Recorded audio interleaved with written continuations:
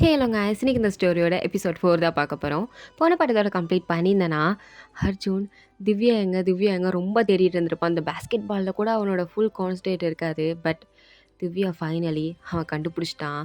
Third ரோவில் உட்காந்துருந்துருப்பா. அதுவும் அப்படியே கேஷுவலாக உட்காந்து அந்த மேட்சை பார்த்துட்டு இருந்திருப்பாள். அவளை பார்த்ததும் தான் அவன் ஃபேஸில் ஒரு ஸ்மைலே வருது. அதோட இந்த பாட்டை கம்ப்ளீட் பண்ணியிருந்தேன். So let's continue to the part 4.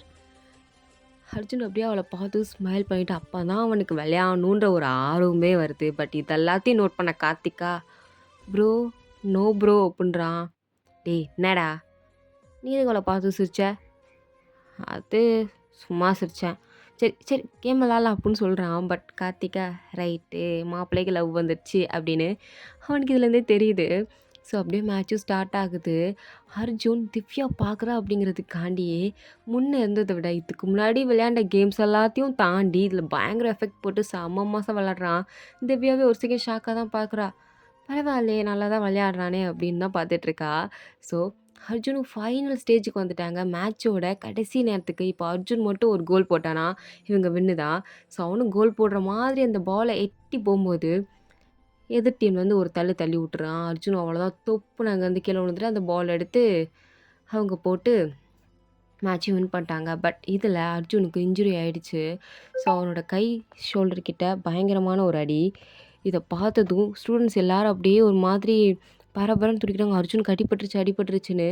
திவ்யாவுக்குமே ஒரு மாதிரி பயம் வந்துருச்சு. அப்படியே இன்சிடென்ட் எட்டி பார்க்குறா. அவளுக்கு அவ்வளோ ஐயோ அர்ஜுனுக்கு அடிபட்டுருச்சே அப்படின்னு ஒரு மாதிரி ஃபர்ஸ்ட் டைம் இப்போ தான் அவனை நினச்சி ஒரு மாதிரி கவலையாலாம் இருக்குது. என்னதான் இருந்தாலும் அவனும் மனுஷன் தானே அப்படின்ற மாதிரி.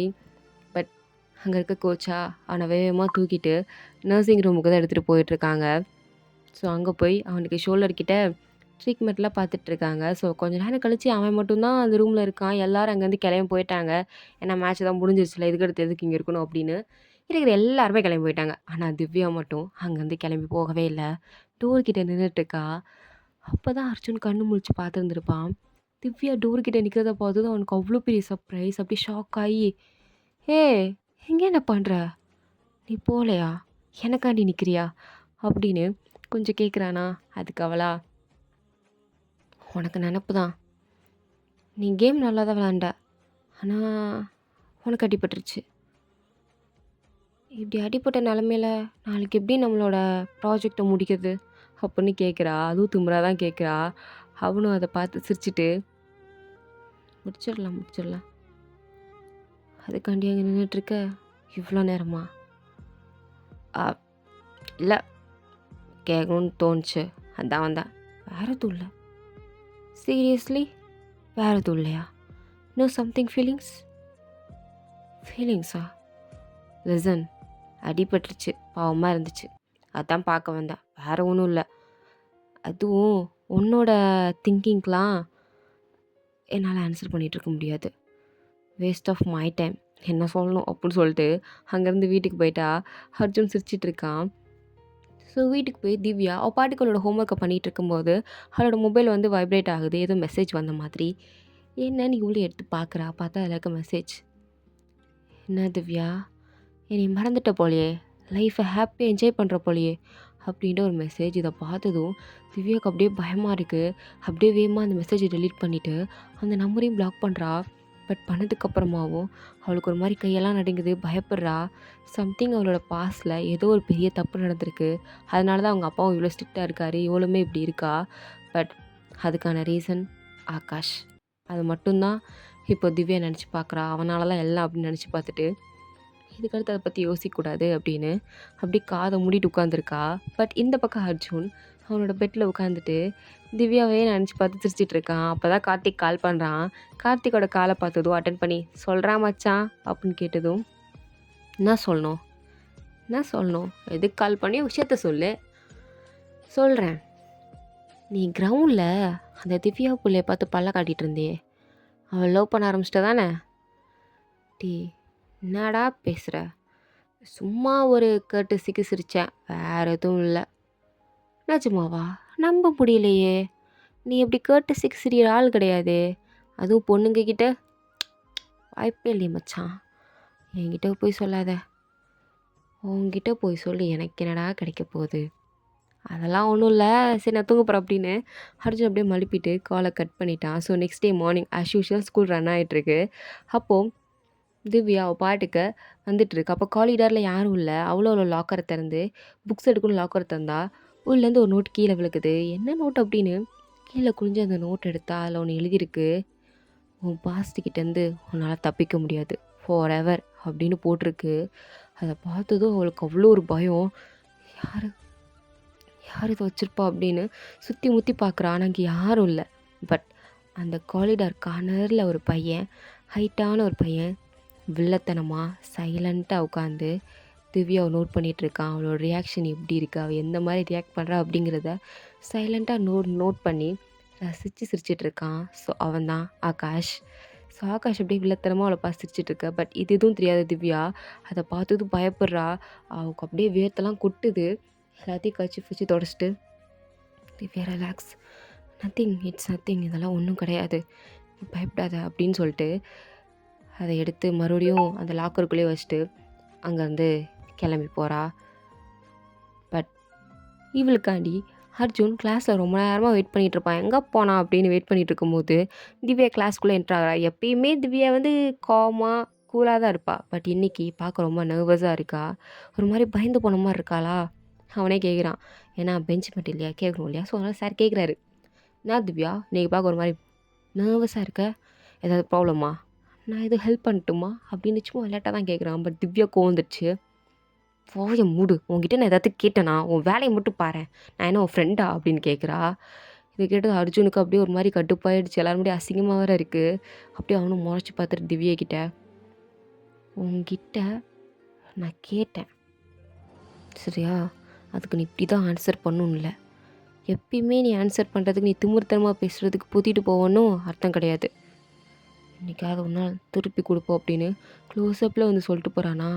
இவளுக்கு இப்போ வார்த்தையே வரல.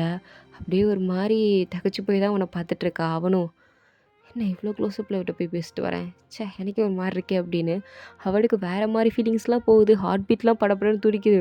கோமா தான் சார் பேசியிருந்திருப்பாரு. இருந்தாலுமே திவ்யா மேலே ஒரு ஃபீலிங்ஸ் வந்துருச்சு போல். ஒரு மாதிரி மண்டையை பிடிச்சிட்டு இப்படியாடா பேசி தொலைவா அப்படின்னு தான் உட்காந்துருக்கான். ஸோ கொஞ்ச நேரம் கழிச்சு அர்ஜுன் அண்ட் திவ்யா 2 பேரையுமே பிரின்ஸிபல் கூப்பிட்றாரு அப்படின்னு வந்து கூப்பிட்றாங்க. ஸோ 2 பேரும் போகிறாங்க, முறைச்சிட்டு தான் போகிறாங்க. அதுவும் திவ்யா தான் அவனை பார்த்து முறைக்கிறா. அர்ஜுன் அவனை பார்த்து சிரிச்சிட்டே, என்ன மத்தியானம் பேசினது கோமா இருக்கியா அப்படின்னு கேட்குறான். அதுக்கு அவன் எந்த ஒரு பதில் சொல்லாமல் பிரின்ஸிபல் ரூமில் போய் நிற்கிறா. பிரின்ஸிபலும் இவங்க 2 பேரையும் பார்த்துட்டு, வாங்க ஸ்டூடெண்ட்ஸ், உங்களுக்காண்டி தான் ரொம்ப நேரம் வெயிட் பண்ணிகிட்டு இருந்தேன். நம்மளோட சேரிட்டி ஈவெண்ட்லாம் எப்படி போயிட்டுருக்கு? எஸ் சார், நல்லாவே போயிட்டுருக்கு. Okay good. ஏதாவது ஐடியாஸ் கிடச்சிதா? கிடச்சிருக்கு அப்படின்னு அவங்க எழுதின ஐடியாஸ்லாம் எடுத்துகிட்டு வந்து கொடுக்குறாங்க. பட் பிரின்ஸிபலுக்கு எந்த ஒரு ஐடியாவும் சுத்தமாக பிடிக்கலையாம். ஸோ அதனால் அதை அப்படியே தூக்கி போட்டு, என்னப்பா இது சப்பையாக இருக்குது, ஏதாவது டிஃப்ரெண்ட்டாக வேண்டாமா, இது நம்ம ஸ்கூலில் நடக்கிற எவ்வளோ பெரிய ஈவெண்ட், உங்கள் 2 பேரை நம்பி கொடுத்துருக்கேன், இது எவ்வளோ பெருசாக பண்ணணும், அதுக்கான ஐடியா எவ்வளோ இன்னோவேட்டிவாக இருக்கணும், இது என்ன சப்பையாக இருக்குது, இதெல்லாம் வேண்டாம், எனக்கு வேறு ஐடியா தான் வேணும் அப்படின்னு சொன்னதும் அப்போ அர்ஜுனா, அப்போ நீங்களும் ஐடியா கொடுங்க அப்படின்னு மண்டையாக பேசுகிறா. ஒன்று திவ்யாவா, வாயை மூடு, பிரின்ஸிபல் கிட்ட இப்படியா பேசுவேன் சார், நாங்களும் ட்ரை பண்ணிட்டோம் சார், பட் இவ்வளோ தான் வருது, எங்களுக்கு தெரிஞ்சு இதுவே பெட்டராக தான் இருக்குது. No Arjun, I need more better. So நீங்கள் என்ன பண்ணுங்கள், 2 பேரும் போய் எல்லா கிளாஸுக்கும் போய் ஐடியா கேட்டுவாங்க. இருக்கிற எல்லா ஸ்டூடெண்ட்ஸையும் நம்ம ஈவெண்ட்டை பற்றி எடுத்து சொல்லி அவங்ககிட்டருந்து ஐடியா கலெக்ட் பண்ணி என்கிட்ட எடுத்துகிட்டு வாங்க, ஓகேவா, போங்க அப்படின்னு வெளியே அமுச்சு விட்றாங்க.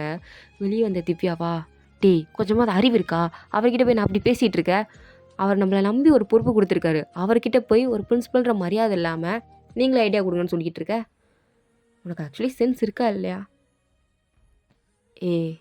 நான் ஒரு ஆப் பேசுகிறேன், ஆக்சுவலி அந்த ஆள்கிட்ட இப்படி பேசினா தான் ஒர்க் அவுட் ஆகும். என்ன என்ன 2 நாளாக கஷ்டப்பட்டு எழுதிட்டு வந்து கொடுக்குறோம், இப்படி பேசிகிட்டு இருக்கான். ஸோ உங்ககிட்ட போய் சொன்னேன் பாரு. சரி அப்படின்னு இப்போ 2 பேரும் 11th பி செக்ஷனுக்கு தான் போயிருக்காங்க. இந்த மாதிரி அர்ஜுன் தான் போனதும் பேசுகிறான். திவ்யாவில் உள்ளே வரல, வாசல்கிட்ட தான் நின்றுட்டுருக்கா. அர்ஜுன் போனதும், ஹாய் கைஸ், அண்ட் உங்கள் எல்லாருக்கும் தெரியும் நம்மளோட சேரிட்டி ஈவெண்ட் எவ்வளோ பெருசாக நம்ம ஸ்கூலில் கொண்டாடுவோன்னு. ஸோ அதுக்கான ஐடியா வந்து ஸ்பெஷலாக யூனிக்காக வேணும். உங்ககிட்ட எதுவும் ஐடியா இருக்கா சொல்லுங்கள், உங்ககிட்டேருந்து நாங்கள் எடுத்துக்கிறோம் அப்படின்னு சொன்னதும் இருக்க எல்லா ஸ்டூடெண்ட்ஸும் கொஞ்சம் நேரம் அமைதியாக இருக்காங்களா. அர்ஜுன் பார்க்குறான், என்ன எல்லாம் அமைதியாக இருக்குது அப்படின்னு பார்க்கும்போது ஒரு ஜூனியர் பொண்ணு மட்டும் இருந்துச்சு. அர்ஜுனண்ணா, எனக்கு உங்க கூட ஒரு செல்ஃபி எடுத்துக்கணும் அப்படின்னு சொன்னதும் தான் இருக்கிற எல்லா பொண்ணுங்களும் ஆமாம்மா எங்களுக்கும் எடுத்துக்கணும் எங்களுக்கும் எடுத்துக்கணும் அர்ஜுனை சுற்றி போட்டு நிற்கிதுங்க. அப்படியே திவ்யா முறைச்சி பார்த்துட்டு இதுக்கு தான் இவன் இவ்வளோ சீன் போட்டானா அப்படின்னு பார்த்துட்டு இருக்கா. ஆனால் அர்ஜுனா அடியே என்னை காப்பாத்துடி அப்படின்ற மாதிரி கத்திட்டு இருக்கான். அப்ப அதுக்கு திவ்யா எந்த ஒரு ஆன்சரும் பண்ணாமல் 3 மினிட்ஸ் தான் அடுத்த கிளாஸுக்கு போகணும் வந்துரு அப்படின்னு கிளாஸுக்கு வெளியே தான் நின்றுட்டுருக்கா. அர்ஜுனும் எப்படியோ தப்பிச்சு உருண்டு போறாண்டு தவந்தெல்லாம் கிளாஸுக்கு வெளியே வரான். அவனை பார்த்ததும் திவ்யாவுக்கு சிரிப்பு தான் வருது. பிகாஸ் அர்ஜுனோட தலை ஃபுல்லாக மெஸ்ஸி, அவனோட ஹேர் ஸ்டைல்லாம் பயங்கரமாக பண்ணிட்டு வந்திருப்பாரு. பட் இந்த பொண்ணுங்க போட்டு புரட்டி எடுத்ததில் ஹேர் ஸ்டைல் ஃபுல்லாக உடஞ்சி போயிடுச்சு. ஷர்ட்டெல்லாம் அப்படியே கசங்கி போயிருக்கு. பட்டன் முதற்கொண்டு கலண்டு போய் கிடக்குது. இதெல்லாம் பார்த்து அப்படியே திவ்யா சிரிக்கிறா. பட் அர்ஜுனுக்கு அவன் எப்படி இருக்கான் அப்படிங்கிறது தெரில. அவள் ஃபர்ஸ்ட் டைம் சிரிக்கிறா. அதுவும் அழகாக இருக்கா சிரிக்கும்போது திவ்யா. ஸோ அதை தான் அவன் அப்படியே ரொம்ப ஆச்சரியமாக வித்தியாசமாக பார்த்துட்ருக்கான். அவனுக்கு திவ்யாவை அப்படி பார்க்குறது ரொம்ப பிடிச்சிருக்கு போல். ஸோ அவளே மறந்து பார்த்துட்டு சீரியஸ்லி ஃபர்ஸ்ட் டைம் இப்போ தான் என் முன்னாடி சிரிக்கிற. நீ உருன்னு இருந்தாலும் அழகாக இருக்க, சிரிச்சா இன்னுமே அழகாக இருக்க, ரொம்ப அழகாக இருக்க சீரியஸ்லி அப்படின்னு சொல்கிறான். இதை கேட்டதும் திவ்யா ஒரு செகண்ட் அப்படியே ஸ்டன் ஆகி போய் நிற்கிறா. என்ன சொன்னா இவன் அப்படின்னு. அர்ஜுனுக்கும் நம்ம என்ன சொன்னோம் அப்படின்ட்டுருக்கு. இதோட இந்த பார்ட் கம்ப்ளீட் ஆகுது.